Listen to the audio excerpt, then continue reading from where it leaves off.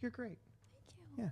What's up to all our sidekicks and henchfolk out there, otherwise known as the Cult Populace in the Geek Nation? Thank you for tuning into the Cult Pop Podcast Live, episode 130. Noel hates it. If you're new here, this is a place where we talk about movies and comics and TV and the proper placement of a bleached skull and all the other things that scratch that nerdy itch. Tonight we are broadcasting to you from Young Junk headquarters, a bomb-ass podcast studio here in Philadelphia, PA. You didn't do the Young Junk. Young Junk! Thank you. I'm your host, JD of Johnny Destructo's Hero Complex, located at 4327 Main Street, Philadelphia, PA. 19127. There it is. A super rad comic shop which caters to nerdy and nerd-adjacent individuals of all shapes, sizes, and genders. With me tonight is a constant presence. No. Hey. Hey. I am outstaying my welcome by about 6 or 7 years. I asked him. Not for me yet. I've only known you for like 2 or 3. We're still in good We're terms. still working it. Yeah. Nice. We're still on solid ground. Hell yeah. We're shaky. Yeah, a little bit. It's like what's that scene from High Fidelity where he's like, they started, what was it? I hired them for 1 day a week 3 years ago, Yeah. and then they just started showing up every day. I was like, I could paint that. Oh my God, that's right. Let me hold on. You guys, hold on for a second. Hold on for a second. I want to tell Alice. You guys, you can listen in if you want. Shh. Hold on. So we had known each other from the Colonial Movie Theater, where I used to do posters, and they had screenings of cool stuff. I think we would just talk every once in a while. Yeah, it was like you would be over there, and I'd be over here, and I'd be like, "Who's that guy?" And so, starting my new shop Would eyeball me at the across comic street. shop, Very weird. starting my comic shop. I was there in Manioc at a tiny little place, and I was in there, I guess, just painting. And he walked by and was like, "Oh, hey," and I was like, "Oh, hi. Who? You look vaguely familiar for some reason. I don't know why." And he's like, "Hey, do you want some help painting your store?" And he helped me. I remember it differently. Oh. I am notoriously No, hang on. There was a conversation. unreliable There was as a a narrator. couple conversations before that. So like I was in between jobs, and I was literally sitting out in front of Volo, a local coffee shop here, drinking coffee, reading comic books. And you walked by, and you were like, "Oh, hey." And like, "Oh, yeah, your name." Okay. And we reintroduced ourselves, even though we knew each other, and was just like, "Oh," and you were talking about how your wife owns a shop, a salon over there. You're going to open up here, over here. And I was just like, "Oh, that's really cool." And then I forgot all about that. hitting, like running into each other 2 or 3 times. And it was just like, yeah, I can paint. Because I literally, He did. all He I was could. doing was like job searching during the day. And then like reading comics in the afternoons. I was just like, yeah, I could paint shelves. I could paint awning. Lore. Yeah. And then I just didn't leave the shop. That's right. Now he's just here forever. Yeah. Anyway, I love it. Anyway. more importantly than friendship, also here with us tonight is the host of your other favorite podcast, Inside the Morgue. And Hold on. it's He just said more important than friendship, as if you're not friendship. well, more I important. want you to know that you are friendship. More importantly than our friendship, Your friendship with us. There it is. All right. Okay. it was Good save. It was Good in save. between the Good lines. save. Yeah. Good save. Hi. Did I do it? Nailed it. Oh, buddy. And most importantly of all, in the booth is our expert producer, Dylan. Hi, Dylan. Dylan, if anyone that is watching and or listening wants to know more about Young Junk and the services they provide, where can they inquire? Look at the bottom of your screen, Dylan@youngjunk.com. That's my email. Hit that up, think and you'll get to me. Is it up here? We can, Never know. I think it's under Dylan. Can you ask the graphics department? I'm going to throw an audible. I just want the phone number to show up, Phone number. and the email address to just like come out of my pocket. Blah. All right, I just got in touch with the graphics department. And they said, They said no. Yeah. Do they want me to do it tighter into the camera? Yeah, I think that's. I don't think they want you to do it at all. No, Sorry. Yeah. because I, you know, what? Can you give me their number directly? I'll Yeah, ask. I will. Yeah, Okay, yeah. cool. It's the same number as my numbers. Wait a second. hold on. Tonight we'll be discussing the #1 horror movie in the country. How to Train Your Dragon. Long-awaited sequel. Lilo and Stitch. 28 years later. But before we do that, we're going to talk about what we've been up to this past week in a segment I call What's Poppin', and maybe some listener email and or comments in the chat. We'll wait for them. We're going to wait. No, I'm just kidding. And a gentle reminder before we start, if you're here live, feel free to comment, like, subscribe, and hit the bell icon. And if you're watching later, you can do all that too. Yeah. We love a little back and forth, so pipe up in the chat and or send us emails at cultpopgo@gmail.com. Speaking of emails, we got letters. Oh, we have a letter? We got lots and lots and lots of letters. This is called... Yo. Yeah. A question I hope isn't weird. I love weird questions. Alice. Wait. It's for me. Before you read it, what would be a weird question? For a stranger, or, I mean, they're not a stranger, but a stranger. They're not a stranger, but if they randomly ask my shoe size, it'd be a little weird. Dude, I was about to say, can I buy your socks? We both went to the No, foot. but you know what? The shoe size. So that is that's a giant red flag. Why would you want something I wore? But the shoe size is almost like on the line of innocuous, but also but like, I why? want to send you free sneakers. Or like I'd gaslight myself into being like, maybe it's not weird. But then I'm like, But is it weird? But maybe it's not. I don't know. Yeah. My line for what's weird is weird. A question I hope isn't weird. Alice, What's your shoe size? do you have an email address? Nope. I just have a question on whether or not you have seen a specific horror movie I have in mind, but want to ask you directly without the guys potentially influencing you. If you haven't, that's us. They, like many others, except a few diehard fans, have pooped on it in the past. We've pooped. Oh, so this is something that we have actively, that you've heard we've us actively poop on. pooped. Wait, I need, okay, yeah. Okay, so I thought it was just a preemptive, they might poop on it. No, you have pooped on it. Oh. No, we've pooped. I apologize for Chat refusing. on this movie. And then she continues, I apologize for refusing to engage with social media, y'all. No, it's okay. People mocked my grandmother for refusing to use email and insisting on snail mail. Now I get heckled for rejecting social media and sticking to email. Ah, well. Pink. You're the one that's doing it right. You know what bothers me about Yeah, this? So. I need to know what this movie is, so I will. What bothers me about this is that I'm a very sensitive sort. And it seems like we have pooped on something Pink likes so much that she doesn't even want to bring it up in our presence. No. And that makes me feel terrible. I actually don't think it should make you feel terrible whatsoever. If anything, she knows her audience, which is us. Yeah. And she knows that we will go on a 5 to 10 minute tangent about what we thought of this movie.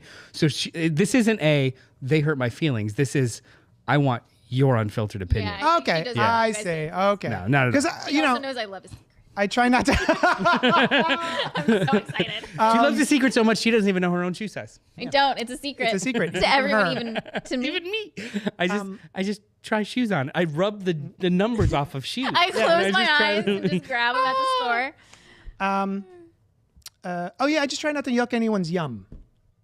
That's all. Pink, I hope I have not yucked your yum, is basically the gist. If it's yucking someone's yum, if me disagreeing with them is yucking someone's yum, I don't think I am. Oh no, that's a different thing. Yeah. Yeah. But if I and I could do that vehemently. We Poop on it. did have to stop, if you recall, while we were talking about Twilight, to be like, hope you don't hate this. Because No, me and you it were was kind actually of fun. on the verge of yucking yum. No, it was but fine. we enjoyed the meal even though we know it's trash. Yeah. So like that's not yucking trash, not someone's yum. garbage. Right. Yeah, it knows what it is. Yes. Twilight knows what the fuck it is and who it's for. Yep. All right. For me. Alice and Alice adjacent individuals. Alice and people without Oh my God. shoe size. That brings us to the next segment, which I lovingly call Hey Cult Poppers, What's Poppin', wherein I asked my friends, colleagues, And not Dylan. lovers, What? what's poppin' for them this week. But I'm going to start with myself because this is a lead-in. So when we were talking about Twilight, it triggered a memory, which is very rare for me. And it was, someone was just in a movie talking about Twilight, and they went to go see Twilight in tears, or like, it was so bad. But that's like how pathetic her life has become, is that she went by herself to see Twilight without her husband. And it was a bad experience. That movie is Crazy Stupid Love, which came out in 2011. I love this movie. And I'm revisiting older films from a bevy of decades. Because 2011, but we also did Pretty in Pink. I'm just revisiting older movies. Does Pretty in Pink hold up? Yeah, actually, kind of, yeah. Yeah, it's not one of the really. It's not the one where I don't think that's the one. I only watched most of it. I don't think that's the one where they're like, "I've got her panties." No. That's 16 Candles. I'm talking about so much as like the dynamics. So like, what I like the most about. Sorry, this isn't the movie we're talking about. Pretty in Pink, everybody. What I like the most about Pretty in Pink is that the movie sets up Ducky as like she's gonna realize he's the one, best friend, yeah. But the male that she is in love Andrew with, McCarthy. he is not a piece of shit. Right. Other movies would make him a piece of shit, Yeah. but he's actually just a normal good dude. Makes a bad decision. Yeah. Yeah. But he's an okay fella. He's not a predator. He sticks up. He's to her. not- He's rich. he's and not a predator. Sticks up for her to his friend who's always a piece of shit. Yeah. What's his Spader. name? Spader. James Spader. Have you never? Of course, James Spader. Have you seen Pretty in Pink? Yes, I have. A while Yeah. ago. But in my head, speaking of which, even in my head, I was like, oh, she winds up with Ducky. No.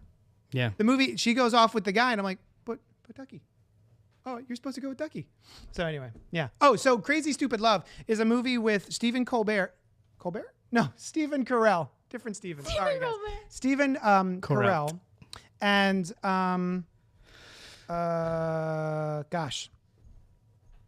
The guy who likes stunts. It's Ryan Gosling and Emma Stone and Stone. Julianne Moore and yeah. David So, Koechner and Julianne Moore and Steve Carell's characters, they're married and she wants a divorce, and he winds up going to a bar every night and just loudly sipping his vodka cranberry in like a big, just like clothes that are way too big for him. And he's drunk and he's telling everybody at the bar who will listen, and even people who won't listen, that she slept with Kevin Bacon in the movie. And so the gentleman is there every night, hears him, calls him over and says, hey, I know what happened in your life, and I shouldn't, because we're in a bar and we're strangers.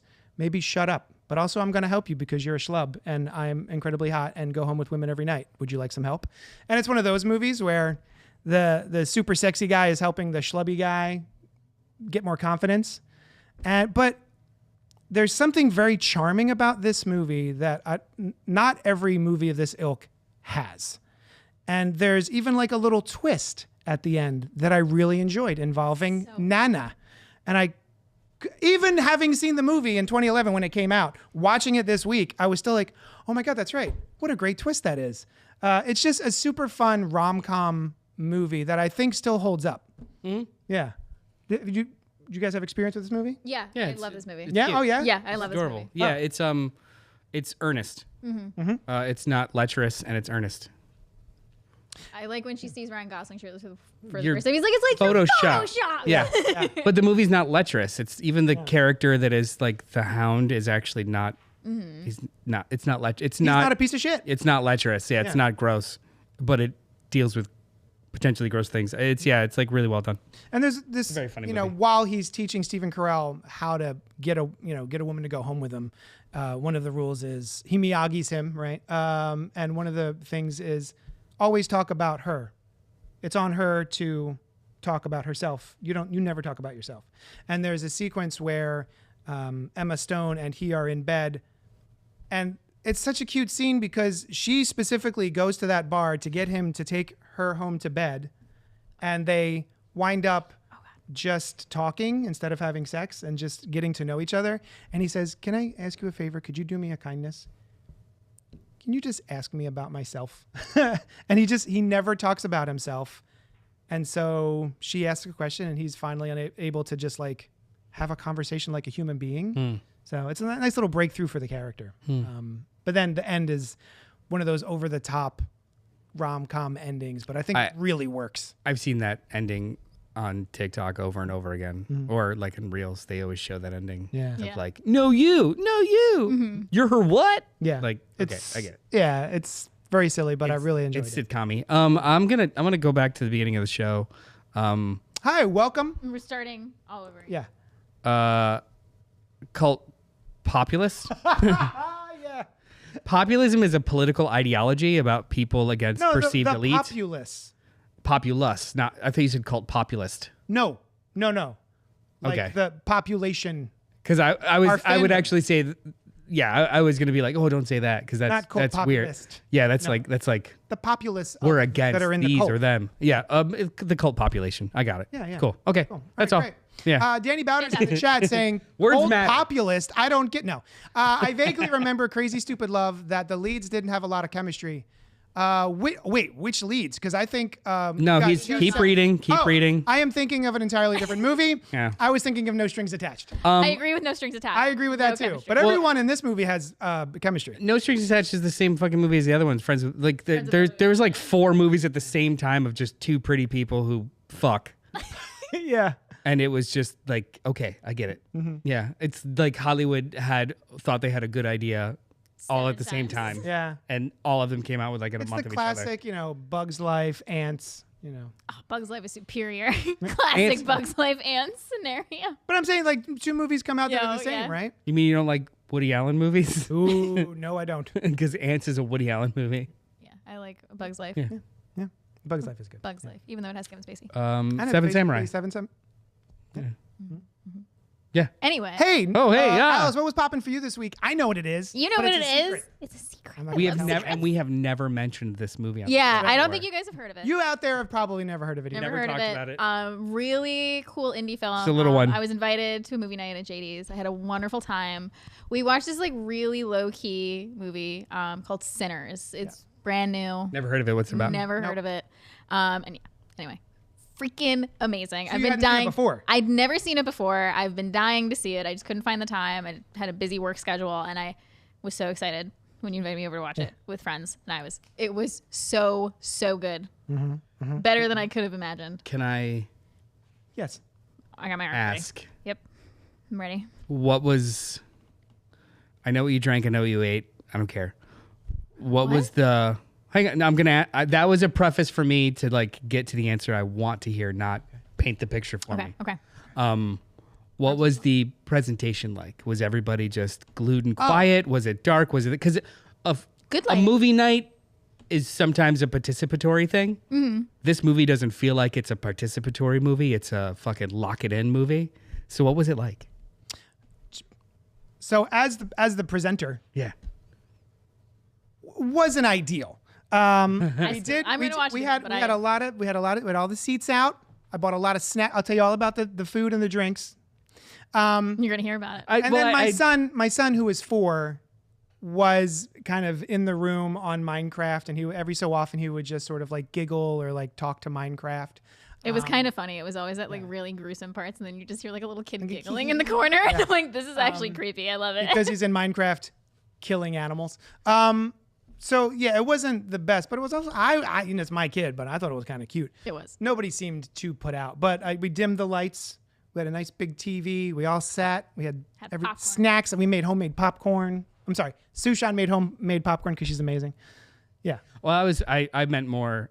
I had the sound I bar on. I wasn't saying like, did you control the space? I meant more like, if the movie's not as good, those distractions are enough to derail people's No, enjoyment. you know, the movie is Movie. it's an intense movie, so Solid. like, even with Yeah. things, it's like Fantastic. you lock I in. will say, every so often, one of us would make a tiny little something, a little comment, Yeah. but not enough to like ruin. Not enough. It wasn't like people at the theater just yelling at the screen. You know what I mean? Like the You would have hated it. ice cream. Like the ice cream. Yeah. There's a whole ice cream. I mean, bit. if it was the first time I ever saw it, I'd probably be like, come on. Yeah. But not. Same. Anyway. So Loved yeah, it. so you Highly like the movie? recommend. Yeah. Everybody should watch it. Need snack details, baby. Oh, what was, you got the long hot chips or whatever? I did. You didn't want to hear about the snacks, No, but no. the Hang on, potato on. chips Okay. are long We can hot. have a snack conversation. I just asked a question knowing I wanted that answer first, not don't ever tell me about what you ate. It was Cover your ears. no. I'm just kidding. Potato chips. They were long hot. They were long hot flavor with provolone, and they were wonderful. What was the brand? Hers, maybe. I don't know. But they were delicious, and we had Oreo flavored Oreos. Oh, I don't. That doesn't compete. Oh, I'm sorry. It's an Oreo Cookies that and is cream. cookies and cream filling. So it's So when Oreo flavored Oreos. But Oreo flavored Oreos could just be Oreos though. Too. They could, yes. Yeah, so that's what I was like. But these are, Were you cookies just and being cream Were you flavored just Oreos. being cute? Yes. We had normal Oreos No, by no. saying No. Oreo I flavored wouldn't Oreos. put that past me. I wouldn't do that. Yeah, for sure. Danny Bowder says Sinners absolutely blew me away Oh, yeah. and need the snack details. I also made 7 and 7s for everybody who wanted one, and everyone liked them. They And were his delicious. 4-year-old son. And well, And- yeah, Yep. In a sippy cup though. Don't freak out. yeah. He couldn't spill it. Yeah. You'd waste a drop. I'm not gonna give him a full tumbler. He likes to toss stuff. Yeah, and everybody was hooting and hollering at the very, very end. Yeah, it was good. We were all Really, like, really good. yeah. Really good time. I'm looking forward to rewatching it. So Yeah. I wasn't able to join because I had bubble guts Yeah. all weekend. But more so than that, I know that my wife would not have gone. That's a shame. So hold on. It's only because if she does horror, anything horror related at all, it has to be during the daytime. Period. Fair enough. And especially vampires. Mm. She still has covers up vampires. really? Yeah, vampires are a no-go for her. Unless it's Twilight. More so than I've watched that at your house. That's not really vampires. How dare you? We're Those- fighting. those are like statue tweens. Those It's aren't so really funny. vampires. There's something in me that doesn't think. I mean, of course there are exceptions, but vampire movies to me don't feel like horror movies that are too horrific for people, except for maybe Nosferatu, because that is a very intense experience. But when I'm thinking about just vampire movies, yeah, they're horror movies, but for some reason I consider those like a soft horror, as opposed to, I don't know, maybe something more like gorier. Like this is a very gory movie, but for some reason, I hate that I'm about to say this. It feels slightly elevated. It doesn't feel like a horror movie. It feels like a horror movie plus more. How would you define horror? Because that's where the distinction will be made. Things get under Sam's skin, eerie, atmospheric. It's not about even if there's no jump scares. If it's under her skin, a phone ringing will tense her up, or somebody just slamming a door that's not supposed to be a jump scare. So I pre-ordered the movie. I know that I'm gonna watch it again. I'm like, Blu-ray? yeah, it's coming. The little John, and she was just like, I'll sit and watch it with you, but it's gonna be like a weekend day and us. I love that. I was though. like, Good. great. That's awesome. Wonderful. So it probably would have just been me stopping in and being like, hey everybody, I'm gonna go shit at home. I'm not going to answer what is a horror movie, but I will respond to, I think this movie is more than a horror movie, and it can appeal to people who don't enjoy horror movies. Yes, That's how I feel about it this transcends genre definitions. But but Yes. when you were saying it's gruesome, is scary, is not that, I was just like, well, horror. Yeah. Some people are think that we were talking about it before. Beau is Afraid is a horror movie because it's tense and Yeah. unnerving, even though there's no horrific elements or horror elements or genre elements. Requiem for a Dream, I think, falls in that. Yeah. Where it's just like, ooh. It's So how would you define horror? Yeah. That's what I mean. Even the movie we talk about today, Yes. some people would Oh. not call it Yeah, I could see that. traditionally horror. Robert Before- Patey. oh, sorry. Robert Patey's in the chat saying Oreo flavored Oreos is kind of a hat on a hat. It 100% is. I think it is super funny that there are cookies and cream flavored Oreos. I was at the store yesterday and I almost bought Selena Gomez Oreos for us. And then you didn't No. because you had bubble What guts. is a Selena Yeah, Gomez Oreo? What? What does that mean? It's cinnamon flavored cream Oh, Maybe. Wait. like cinnamon Oreos? What's the cookie? cookie or Oreo cookie. Chocolate. chocolate? Yeah. Okay. Is Oreo chocolate? Or whatever flavor that is. Yeah, to me, an Oreo cookie is a chocolate wafer with the stuff inside. I do not truck with the vanilla wafer. No. cookies. I mean the Oreo cookie, the cookie wafer, the normal Oreo cookie. It's Oh, not chocolate. It's brown. It's like brown flavored. It's not chocolate flavored at all. It's its own effing thing. Yeah. Yeah, they're So when people are like, do you like the chocolate Oreos or the vanilla Oreos? I'm like, is it Oreo chocolate? an Oreo. It's an actually. Oreo. Yeah. It's its own thing. Clip this. Let's.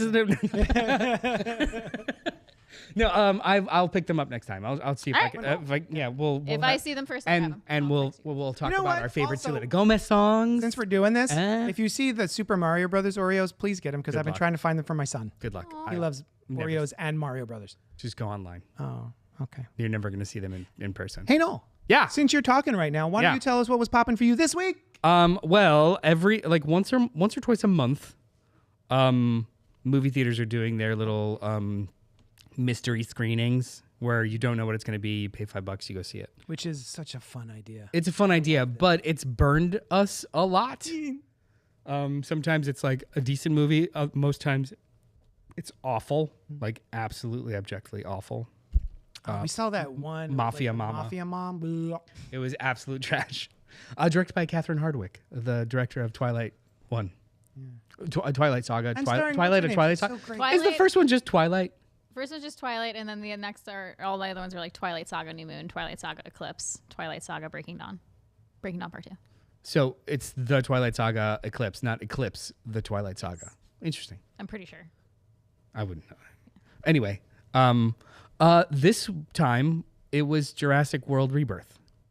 So we all got to see a pretty big major motion picture 2 weeks before it comes out, which was cool as hell. Yeah. Pretty cool. So like I assume that they will do this every once in a blue moon, like a big movie everyone wants to see.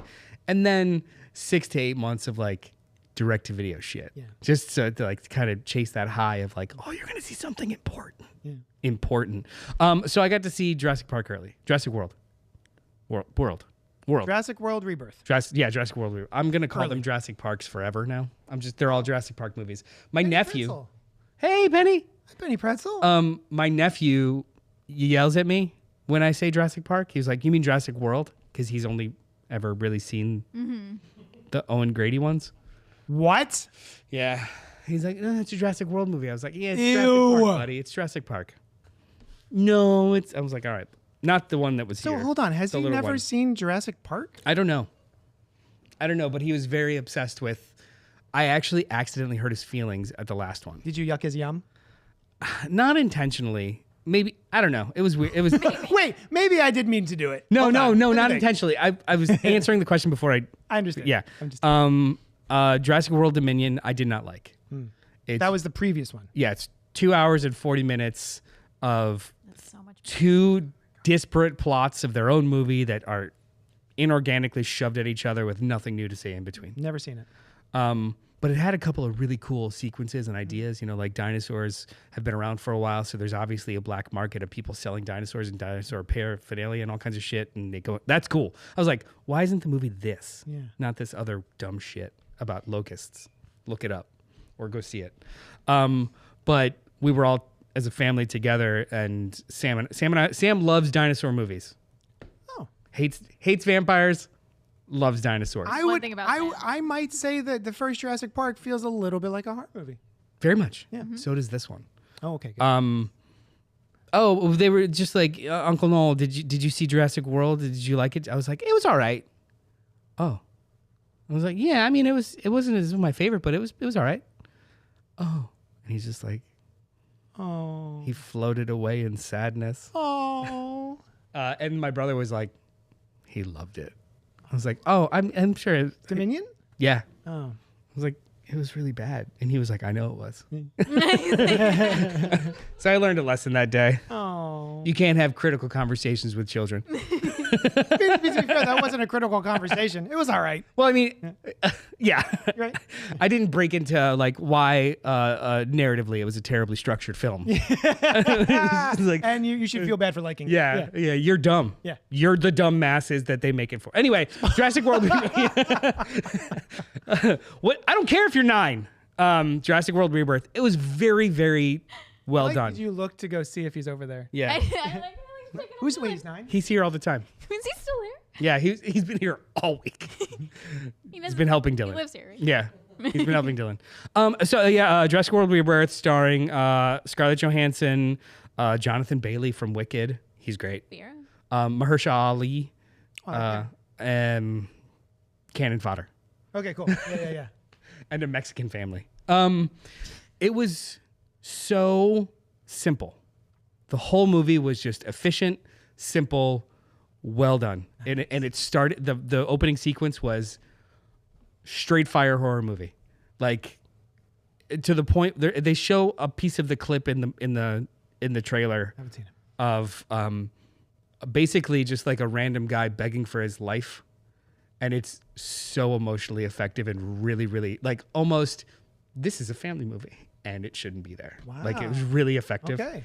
And it, like, they don't show Does the dinosaur go easy on him? yeah As he begs for his well life? the dinosaur just like okay. You're fine. My bad. Or he's just like Snickers and he gives him a candy bar. It's great. Product placement. And then there's just like a big red Jurassic World logo that just like comes in like a horror movie, and then there's no titles. I was like, this is cool. Oh, all right. And then it was cool from there. Also too, we talked about this. You're not a giant fan, but Scarlett Johansson just kind of crushed it.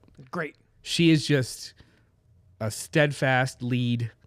And there's one sequence specifically, like everyone's got a history in the movie, but the movie doesn't bother with, I'm going to give you 40 minutes of exposition for every single character. There's this one sequence where they're all on a boat, and her and Mahershala Ali obviously have a history with each other. They're both mercenaries. And they just have a very sparse 3-minute exchange with each other, catching up of like, hey, I really hope you made it work out with that person. And he was like, well, we decided to go our separate ways because we just kept seeing the boy when we looked at each other. Oh. And then like Okay. it's these little things of just like half exchanges with humans, Yeah. and you're emotionally I invested. love that. More so than 3 full movies of Chris Pratt. Yeah. And I still didn't care because there was no like actual emotional investment in the script. Yeah. Awesome. Like it was a very classic Hollywood movie. I'm excited to see this now. I wasn't gonna bother. I was, and also too, third best Jurassic World Park movie, third best Jurassic Park movie, and you don't have to see anything past part 2. Great.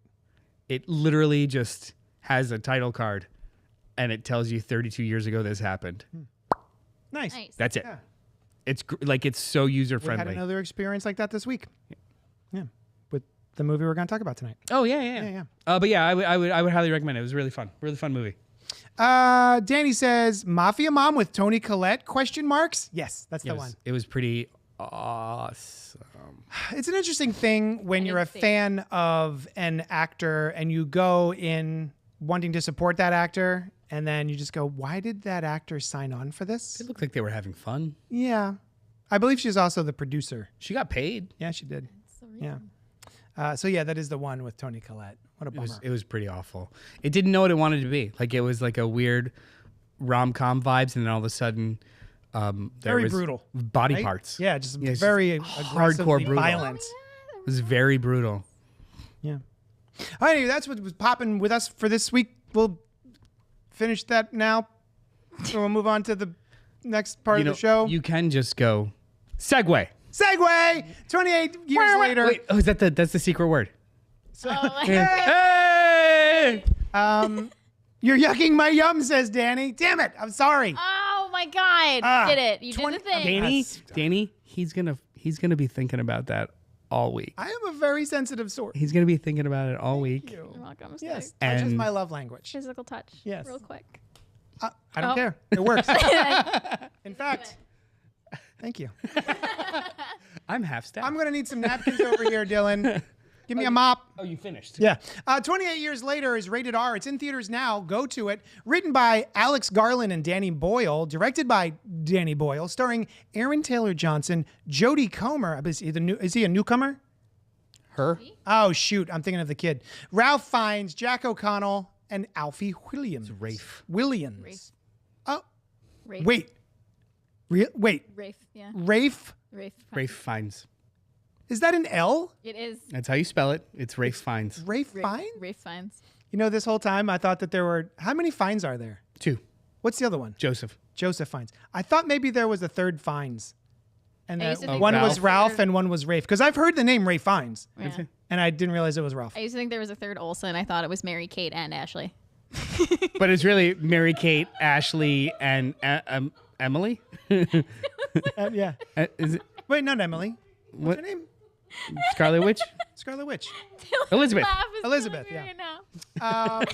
Mary Kate Olsen. There's 3 of them. Mary, It was Mary. Kate, Ashley, and Mary Ashley. Kate, Ashley, I and thought there were Olsen. 3. There are 17 Full House kids. How wooed. It's been almost 3 decades since the rage virus escaped from a biological weapons laboratory. Still living in a ruthlessly enforced quarantine, some have found ways to exist amid the infected.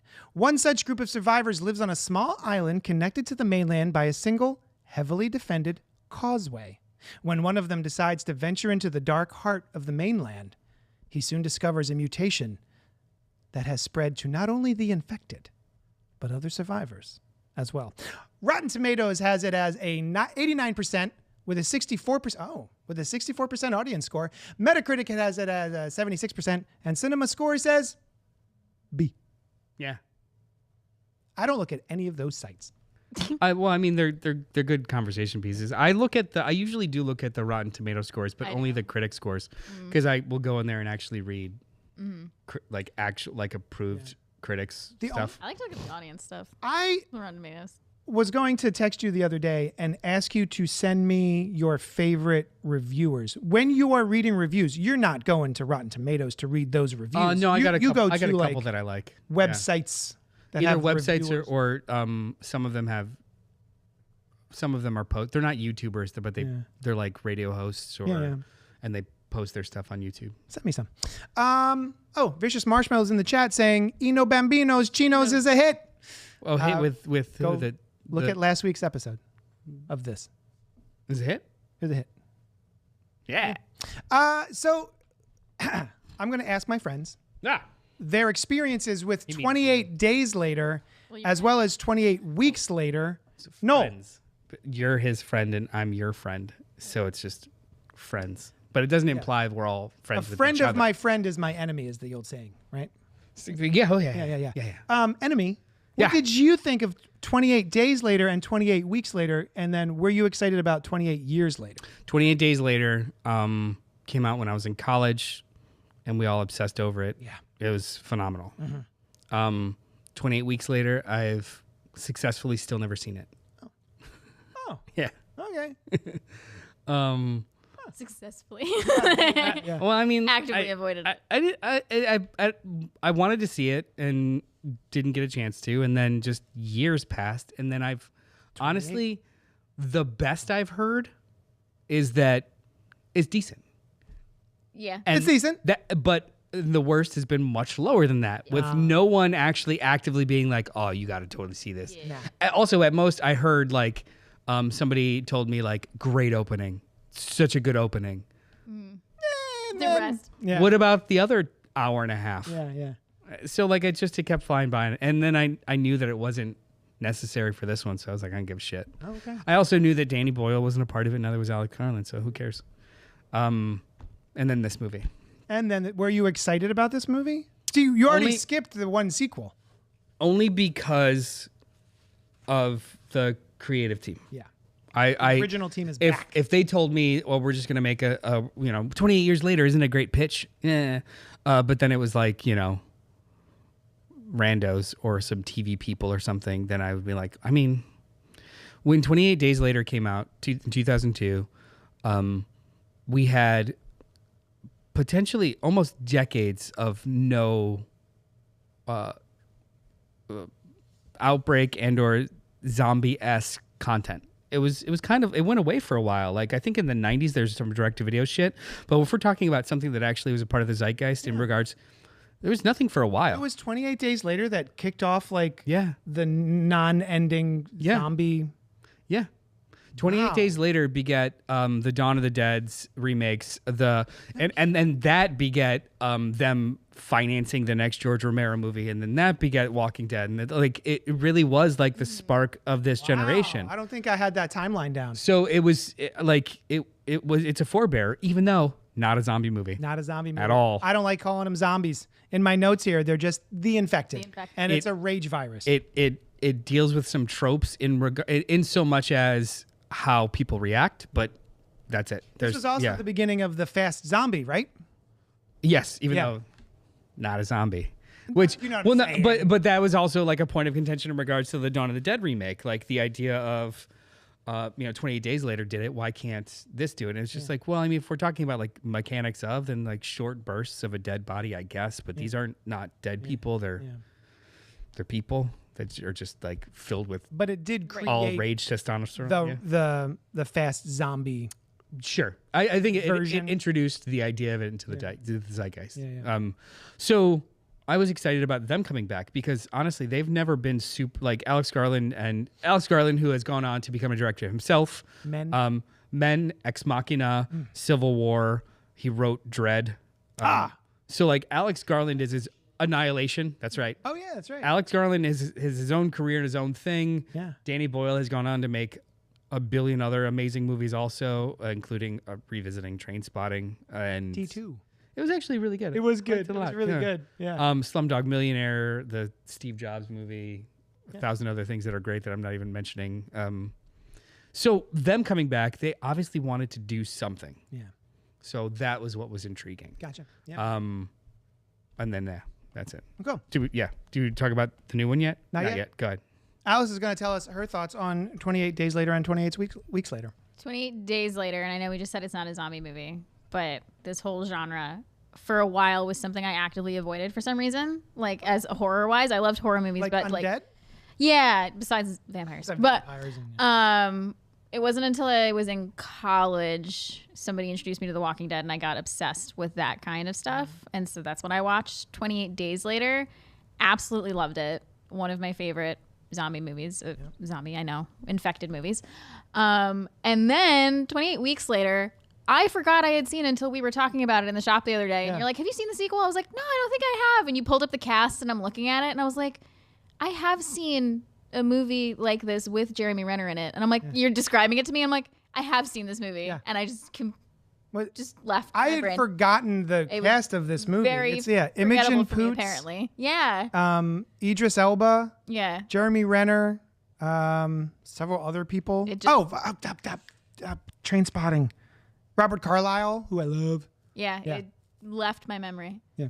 Whereas 28 Days Later will never leave my Right? memory. Yeah. Oh It's my got a God, place in good. my soul. So good. Dawn of the Dead remake was 2004. Shaun of the Dead was 2004. Shaun of the Dead's so good.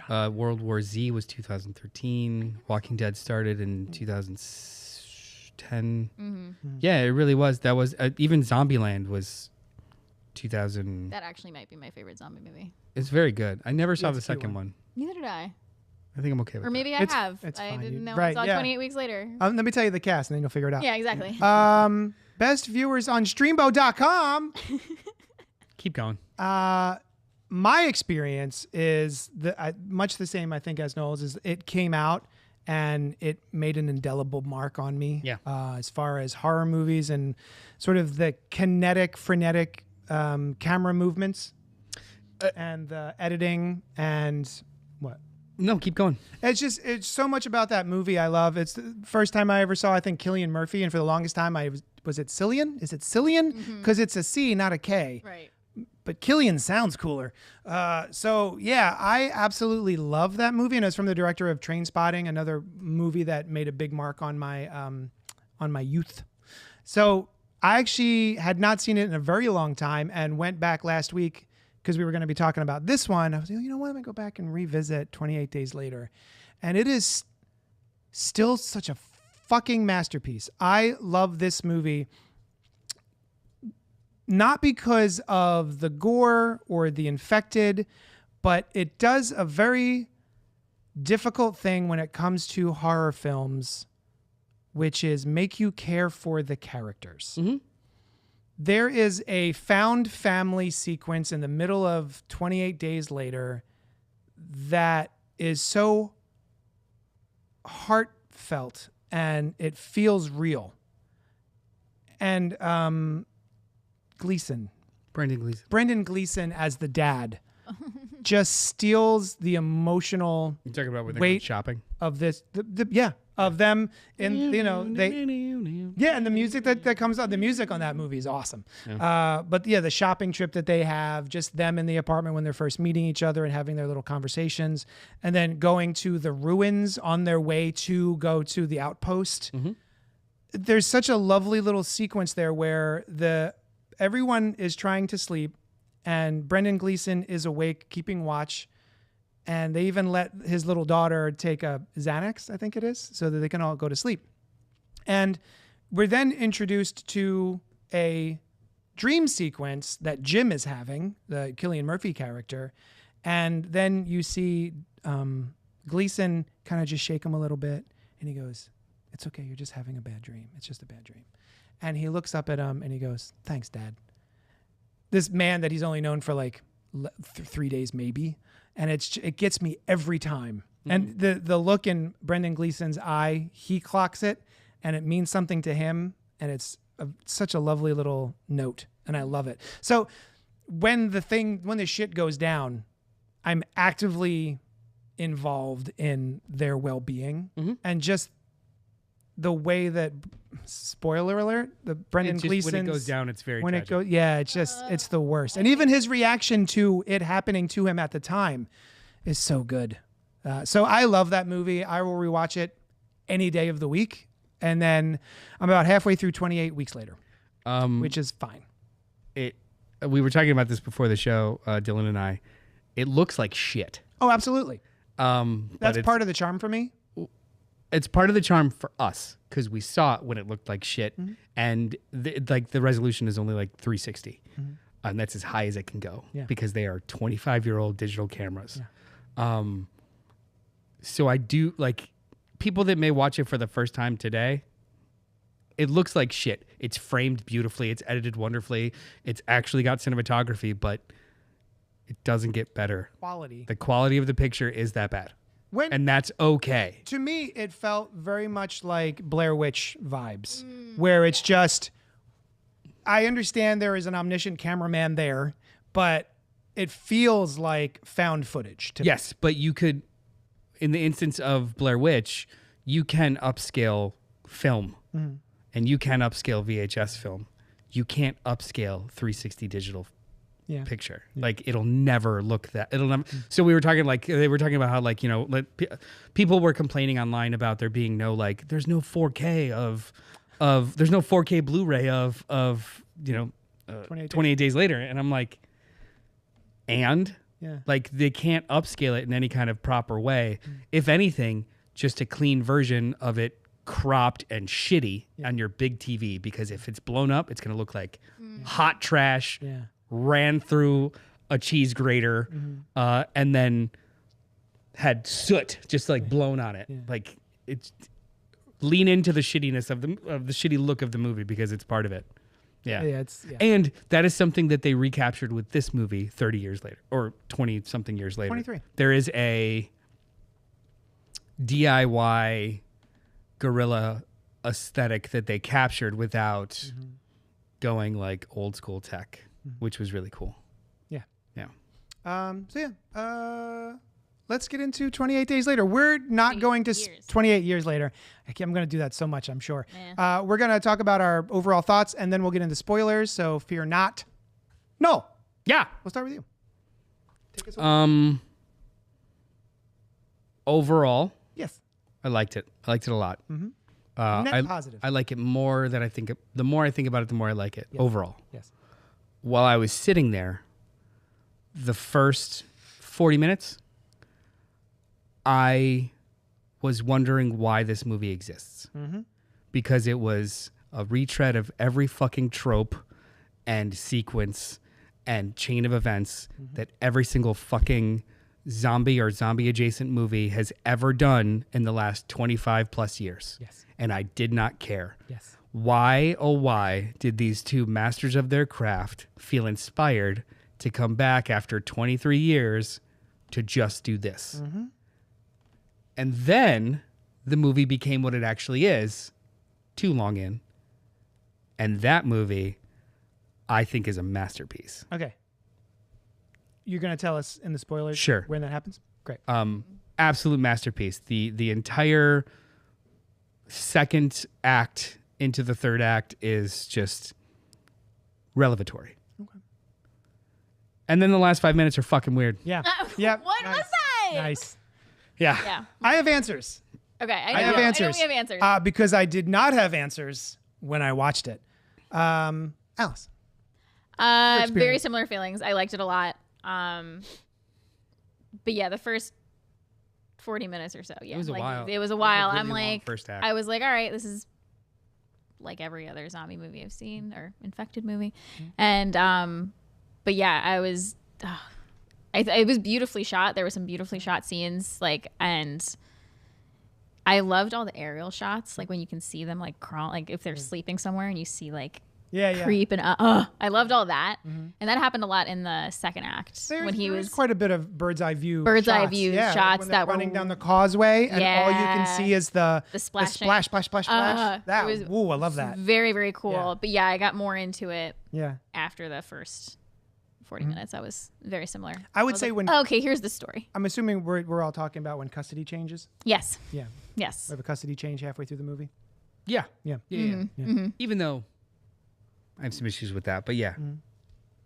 What'd you think? I much the same as Noel, I think, where watching it, yes, there are a lot of tropes that we've seen everywhere, but the relationship with the dad and his son and going down the causeway, living in the village, right? The village island. I love all of that stuff. I love that village. I love that it feels real and lived in, and you could go to it during low tide. And I love the relationship between the dad and the son, and how the dad seems like he's just trying to do the right thing for his kid, even though he's taking him a little early. I also understand why with what's going on with mom, right? All of that stuff I really enjoyed, even though we did get a lot of been there, done that. Super well done. Yeah. But I was still emotionally in it, you know? And then, the custody change happens, and I was like, oh, that was very quick. And then there's another sequence in there that just feels very, very fast. We'll call it the boneyard. Yeah. I don't know what it's called, but there's a boneyard sequence where I was like, Rafe Fiennes. Rafe Fiennes. Rafe Fiennes. All of that was very interesting, but that was fast.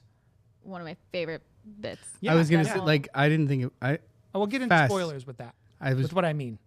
Okay. Yeah. Mm-hmm. So yeah, I know what you're saying. and then the last 5 minutes are what the fuck. And the tone shift was yeah, Sushan and I literally, the movie is happening, and we just keep in the dark going. Like, we're looking at each other, trying to figure out, are you seeing this? What is happening? I've been trying to I saw it yesterday, and I've been trying to decide since then if I love it or hate it. Right. I still don't know. I'm of the mind that I've come to understand that it is a reference. Very much. Okay, maybe it's one. It is a very specific reference to a very specific person. And that is fine. I'm glad that I know that. That has not to do with the tonal shift of the movie. It is a very specific movie this entire time. And then this much is a cartoon. And then they're just like, all right, done.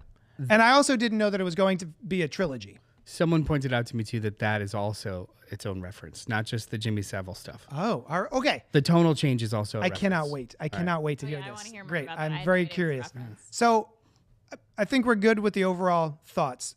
Do you recommend the movie? Yes. Yes, absolutely. I But also recommend the last 5 minutes though. Would have been better served as a mid-credit sequence. It's in my notes. I was like, Because I was going to ask you guys. The tonal change would have not been jarring if it was separated by 2 minutes of credits. Yep. 100%. That's so funny. That's in my notes. Anyway, we all say go see it. I don't even think you need to see 28 Days Later. No, not at all. But if you have a choice to see 28 Days Later at home on your television, or go to the theaters and see 28 Years Later, watch 28 Days Later. It is a masterpiece of infected filmmaking. I'm going to say the other way around. Oh. If you have to choose between the two, and for very specific reasons, this movie needs to be successful, so go see it in theaters.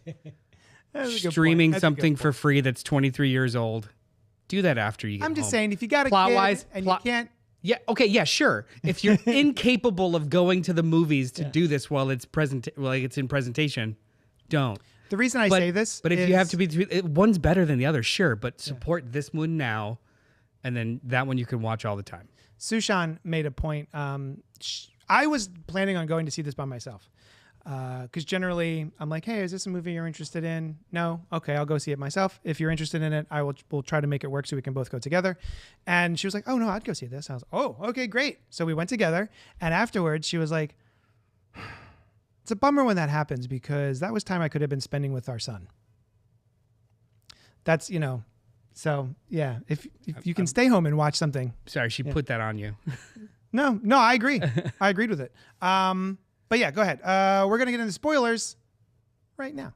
Mm-hmm. So tell us. So, all right, we all know about the end. It's 5 minutes. Well, let's do order. Okay, great. Yeah, let's not spend on the end and then go backwards. Let's do an order. So when did the movie shift for you?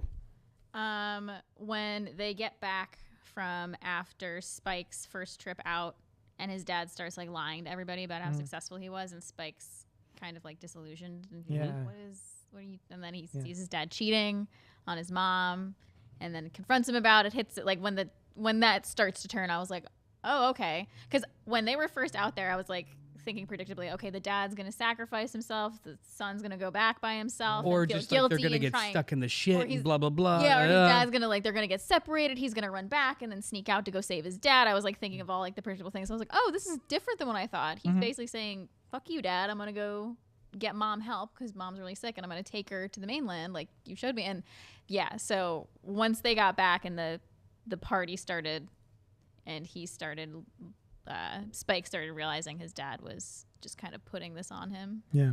Without really seeing how he was feeling about it all and like listening to him. Yeah. Once he started, that's when I was like, oh, okay. This is a different movie than I thought it was going to be. Yeah. Yeah. And the stuff with the village, it was interesting, but again, it was kind of like this is all really good homework. How does it move the plot? Are these people doing something? Is this like they kept showing the masks. I'm like, okay, what does that mean for them? These are all fascinating things, but they were just like presented as just vibes. And it's like, I'm here to be told a story. And everything you've told me so far is the same exact plot mechanics of every single other piece of undead infected media right now that you started 23 fucking years ago. So like, why are we here? And then that's when it was just like, oh, this is the movie. Now this is the movie. Yeah. So when that happened, I was also like, well, I wish it wasn't 40 minutes in. Right. But all right. And then I was happy with it. Like, give me more of him little adventures. But anyway, yeah, when he takes his mom. Yeah. When he goes on a sojourn with his mom. He burns down their supplies so that he can sneak out. That's when the movie started being more interesting. But when the movie became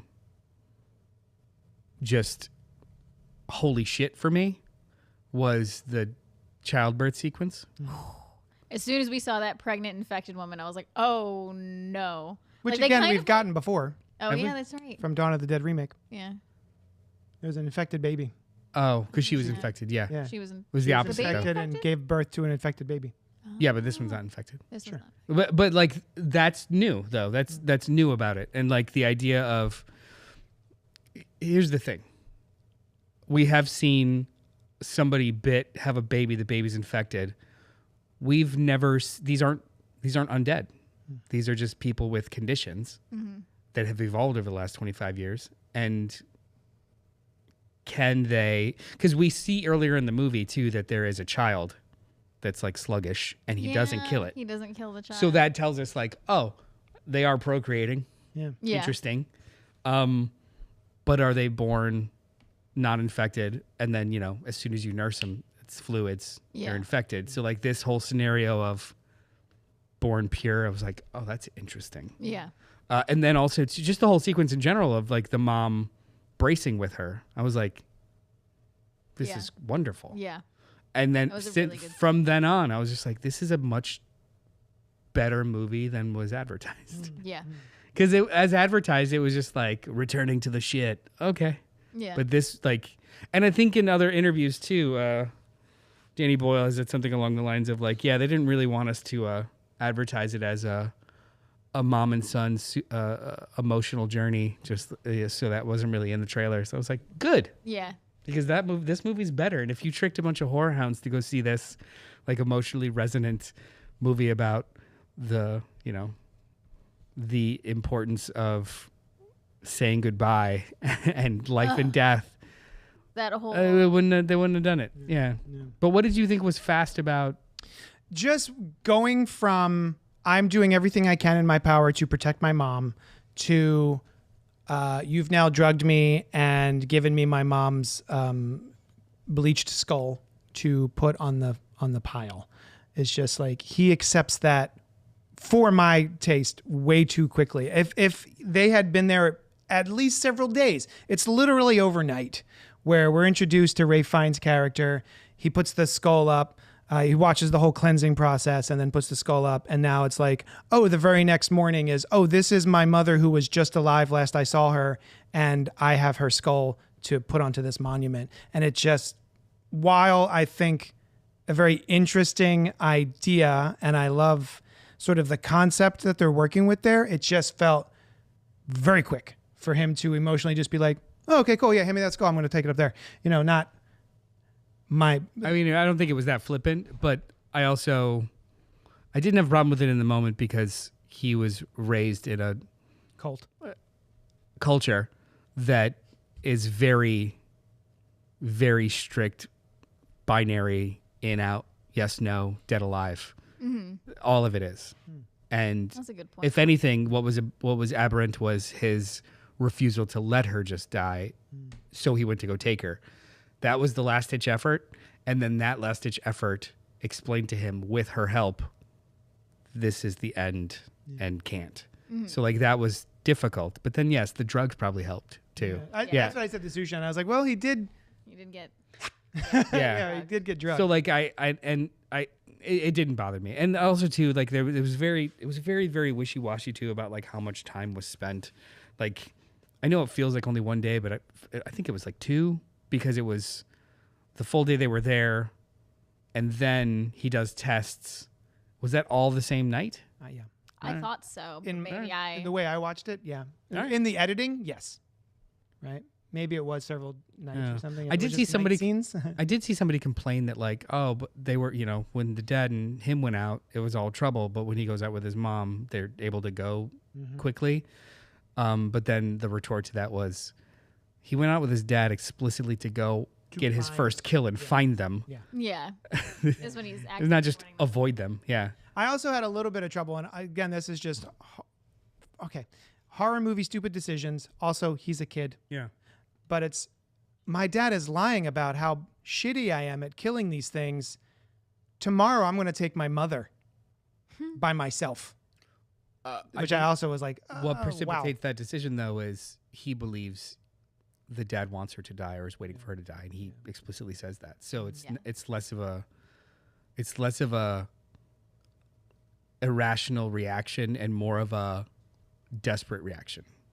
Yeah, because usually in horror movies they make kids do irrational shit. Yeah. They never really do the work of making them feel desperate to do the shit. Yeah. And this movie made him feel desperate. Yeah.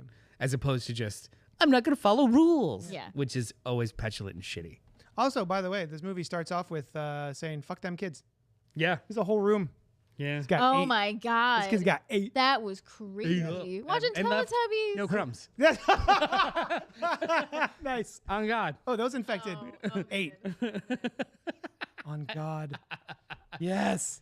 It's never going away. Can I just say Yes. Yeah. how much I loved? This is a new stance for me. Whoa. The whole memento mori. Yeah. That's one of my favorite sayings. It's why I have a death head moth on my thigh, and why I might the flip side of memento mori is memento vivere, like remember you must live. So I might get a butterfly on my other leg. Anyway, that's What just does he about say me. in the movie? Memento moris. Remember you must love. You must love or you are loved. You are something. I think it's must love, but maybe you are loved. I forget what he says, but oh my god, I love that. And then just the whole. As she's getting ready to go die, she's walking through all of the bones, and it's just so like Visually appealing. What a set. And just like, oh my god, it was so beautifully shot, and she just like, she was fully in the memento mori, like remember you must die. And like she's all right, I'm doing it. I lived. I'm dying. Like oh my god, just like her accepting it. She's great, by the way. Jodie Comer. Jodie Comer. So good. Yeah. What is that show? Killing Eve. Killing Eve. Yeah. She's super fun in that. There was a lot of really wonderful like story shortcuts that were just done really, really well. Like The way that they explained how that's just it. They didn't explain how the place worked. They just showed you how the place worked. Yeah. Then also too, I love the little pieces of lore in so much as like, so they're in a quarantined island. Other countries that don't have infected take turns patrolling the borders and quarantining the island, and everything's fine out there. Yeah. They've got cell phones. They've got plastic surgery. They've got fucking social media. They don't care. And seeing that kind of peek into this, and the kid has no frame of reference. But then also, all of these adults too, they're our age, so their frames of reference are 25 years ago. So how would you evolve in a vacuum from 25 years ago, which leads into the end of the movie? Jimmy. Okay, yeah. The Jimmies. Okay, I got who Jimmy was. He's the kid from the beginning. So we're led to believe. Yes. He's the kid from the beginning. With the cross. Yeah. Watching Teletubbies. Watching Teletubbies. He's the one kid that survives that room. So the Jimmy reference, it's very, very British. There's a TV personality very popular in the 60s throughout the 2000s called Jimmy Savile. He was a television host. Okay. Make-A-Wish Foundation, he was the big deal, blonde tracksuit. Yeah. Bad bangs. In 2012, it was found out after he died, revealed that he was also a serial pedophile and sexual predator, and used all of that clout to predate and victimize children and women and adults over the course of 30 years. Yeah. So I've heard the name. I didn't know all that. Yeah. So he looks exactly like how Jimmy looks. Well, yeah, very British. Oh my God. Very blonde hair, crunked up teeth. He very there British. Yeah. Yeah. There you go. So oh my God. In 2002, let's say that's when the frames of references go away.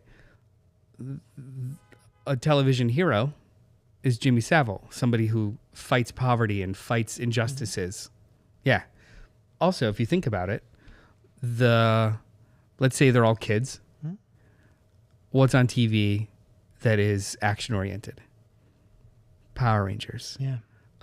Kung fu shows, cartoons. Yeah. So when the movie turns into this weird doing flips and dressed up in tracksuits and karate chopping people, it's oh, you're just Arrested Development idiots who only trained themselves off of pop culture from 20 years ago. Yeah, and he's also main Jimmy's also wearing a tiara like the Teletubbies that they're watching in the beginning of the movie. Yeah.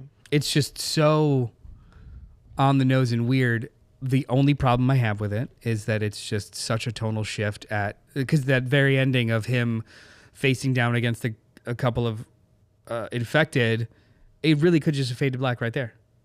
Because the boy is on a sojourn. He's on a journey. Yeah. And he sees a struggle. Cliffhanger. We're good. Yeah. And then you can come back and do the weird Jimmy shit. Yes. But to just have it end on the Jimmy shit that breaks into that moment that's it's Jamie crying in the water, screaming for his son, cut to his son running out of arrows, cut to him trying to run through water, and it's just an emotional crescendo, and then it's just oi! Hey. Yeah.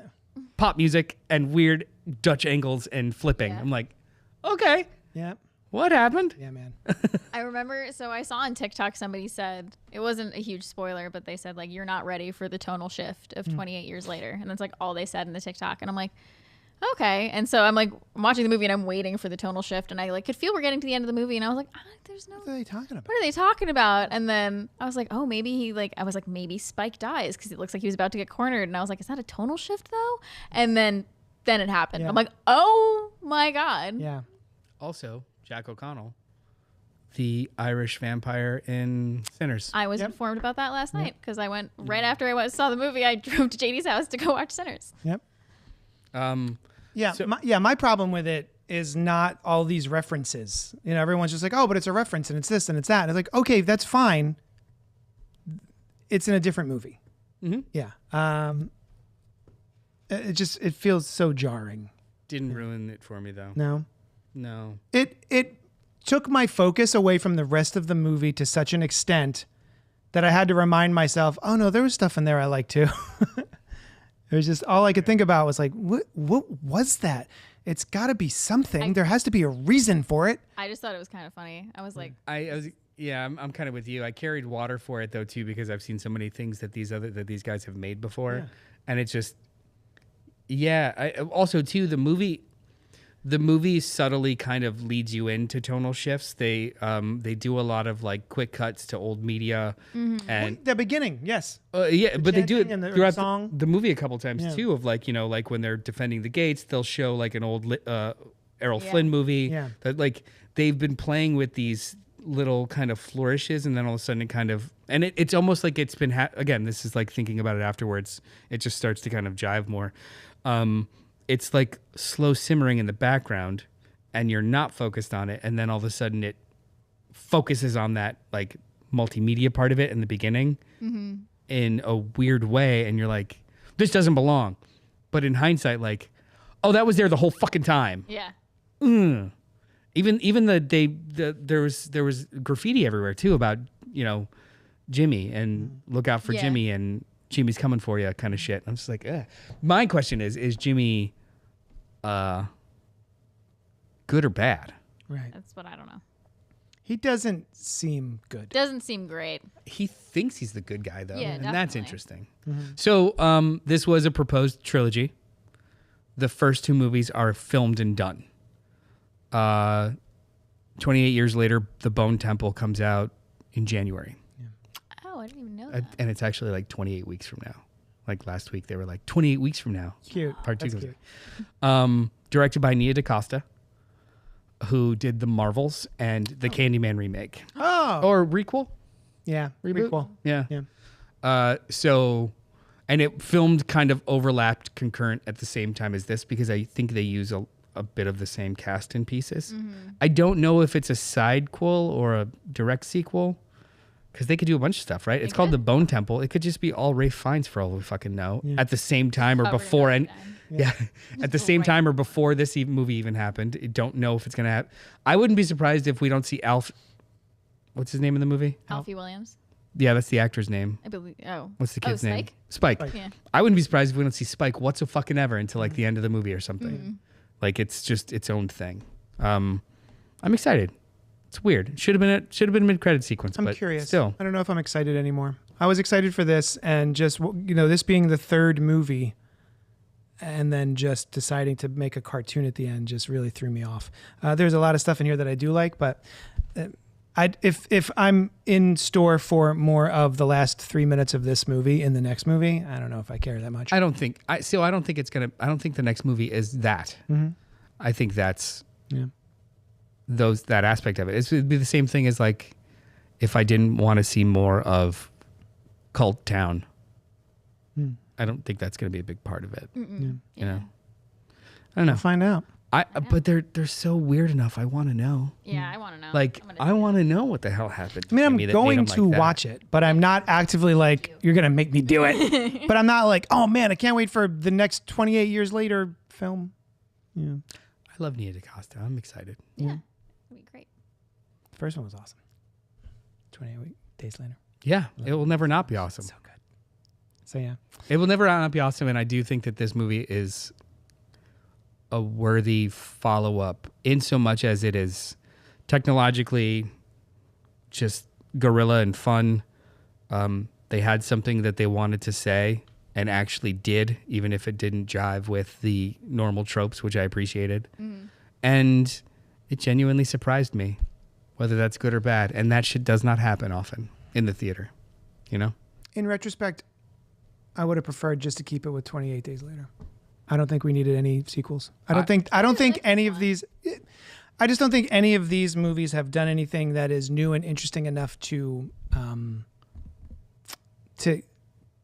what's the word? Warrant? Warrant or even just reach the level of the original. But I also think that about The Matrix. I mean, that's true, though, for The Matrix. But I think that the whole middle of this movie does warrant revisiting this world.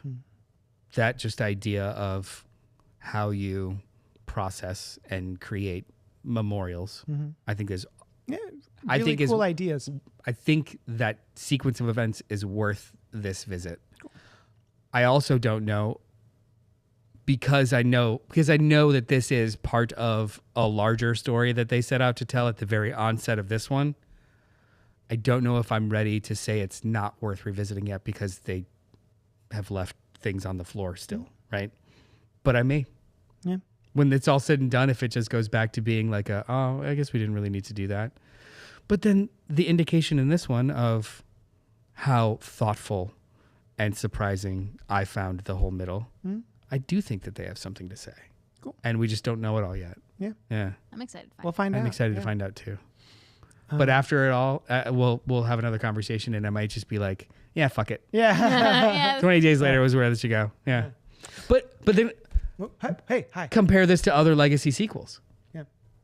This actually did something different as opposed to like Ghostbusters Frozen Empire. Sure. Which, Yeah. You know what I mean? Like these legacy sequels are so concerned almost I with didn't even consider this a legacy sequel, but yeah, Yeah, it it is. is. It's 100%. repeating the same beats over and over again, which is again why I thought the first chunk was just like, okay, we're doing the same thing we're doing. It's just a couple years later. Who cares? Why bother and just make something else? But they actually decided to do something different. And that carries a lot of water with me. You know, what's another legacy sequel that's just like, oh, the same movie, cool. Most of them. Terminator Dark Fate. Yeah. They literally start the movie with negating the second one. Like just to repeat the same beats with a different character. I'm like, okay. Yeah. Email us at cultpopgo@gmail.com and let us know what you thought of 28 years later, or if you just want to chat about 28 days later. Because it's the best. So good. Speaking of Terminator, next week we're going to be talking about Terminator 2. I'm sorry, Megan 2? Megan, Mathregan 2. Mathregan 2.0. Yeah. Yeah. You're not excited about that. I think the movie will be fun. I just think the commercials are cringe as fuck. I also, if I remember correctly, we'll go back and look. No, we won't. But if I remember correctly, my impression of the first one was I wish it was more of one thing as opposed to like four things. Like, I have to compare it to Chucky. Yeah. Oh, yeah. Always. Yeah. And those movies, Oh, I watched that again recently. It's so good. The first? Child's Play. Oh, Yeah. it's so good. yeah, it leans hard into we are a horror movie. Yeah. Then the subsequent sequels went a little crazy, and then he just becomes a character. This one didn't want to do. It's like the first Mathregan just speed rounds that and goes dumb before I was creeped out, and it's not even like a full-fledged dumb. It's just kind of like a dumbish. I wanted more creepy, and then we'll go hammy. But it went hammy too fast and didn't earn it. That's because bring back Chucky, says Pink. Oh, by the way, before we split, I have an email from Pink. I consider Mathregan just a kind of a horror comedy, Yeah, as opposed to something that like Child's Play is a horror movie. Yeah. and then But this subsequent one become horror comedies. Feels like it's not supposed to be a horror movie. It's supposed to be a horror comedy. But at the same token, too, it's like nerfed. It's a PG-13 movie that, like, I wanted them. I personally would have enjoyed it more if they went full tilt. Gotcha. Show me crazy, be insane, because I'm used to trauma movies and stuff that just like wear it on their sleeve and get gross, and it just kept feeling like it was a little toothless. Ha! Even though I it was, I even still haven't though- seen the remake. Even though it was charming and I love the idea of it, it's just the first movie was a little toothless. And I even after that watched the director's cut, and it was nothing. All they did I was hate show that. like some blood splatter when she killed Ronnie Chang. That's it. I hate that. Don't do And that. I'm like, and this one is a PG-13 also, but it seems as though they went full dumb, and I appreciate that. I want to see it. Pink texted me, I'm listening in my car, but trapped in a horrific traffic jam. I won't be able to participate in chat, although there she is. You guys didn't yuck my yum, just bled it. Bleh. Oh, Bleh. what is it? Well, That's like blah apostrophe D. Bleh. Bleh. Well, we're gonna send her my email so yeah. that. Bring back Chucky. He should have launched the nukes at the end of the series. It's such a good show. I have never finished the series. It's so good. Yeah. All right, we did it. We did it. 28 years later. We'll see you next week from Mathregan. Yay. Okay. I Megan. did 3 instead of I did 3 because Mathregan. Is there funny. a popcorn bucket there? Is there a popcorn bucket of For There's Mithrigan? got to be a Megan. There- popcorn gotta bucket. be. There is, but I'm it's gonna not. not do Mithrigan. That's just Megan. Megan. There's got to be a popcorn bucket. I for can't Megan. not do it. Yep. Yeah, you still do Gmail, right? Gmail. Gmail. Uh-huh. Yeah, at gmail.com. What do you mean still? I'm literally the only person who's ever done that Yeah. in the history of the world. Yeah. Thank you for hanging out with us. We'll talk at you later. Bye-bye. Bleh. Young John!